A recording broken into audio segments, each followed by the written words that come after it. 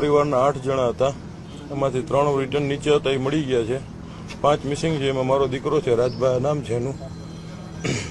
બીજા મારા એક સાઢુભાઈ છે, એક એમનો દીકરો છે, એક એના મોટાભાઈની બેબી છે અને એક એમના સાડા. ટોટલ 5 જણાની કોઈ ઓળખ પરેડ થતી નથી. એવી રીતના મારી માંગણી એ છે કે સરકાર એને કાં તો ફાંસીની સજા દે, બરોબર છે, અને કોઈ પણ રીતનો આમાં કોઈ એડવોકેટ ભાઈઓ છે એ કોઈ આનો કેસ ન લડે, નો હાઈકોર્ટમાં કે નો સુપ્રીમમાં કે નો અહીંયા. જો કોઈને પૈસાથી જ કેસ લડવો હોય તો જે એની ફી થતી હોય નથી, 2 લાખ રૂપિયા હું મારા પોતાના વધારે આપીશ.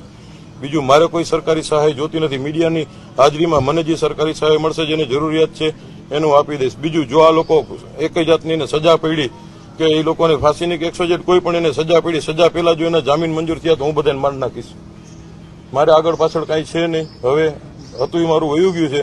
જો આ લોકો જામીન ઉપર છૂટ્યા એટલે હું એકને જીવતો નહીં. જેમ અમારા કોઈ પરિવારના ઓળખ પરેડ નથી થતી ને એમ આ કોઈની ઓળખ પરેડ હું નહીં થવા દઉં. કોઈ અધિકારી યારે કોઈ નહીં. હું સરકારને એટલું કહેવા માંગુ છું કે આ લોકોને કડકમાં કડક સજા થવી જોઈએ. નહીતર આ લોકો દર વખતે આવી રીતના એક દી મોરબીની પુલની ઘટના બને છે, એક દી બોટ ઊંધી વળી જાય છે, એક દી એવી રીતના ફાયર વળી જાય તો કોઈના દીકરા છે, કોઈના છોકરા છે, કોઈનું ફેમિલી છે, 5-5 જણા વયા જાય છે. છતાં એવી કઈ વસ્તુનું એક્શન લેવાતું નથી. અને હવે સરકાર એક્શન ન લે તો હવે પબ્લિક એક્શન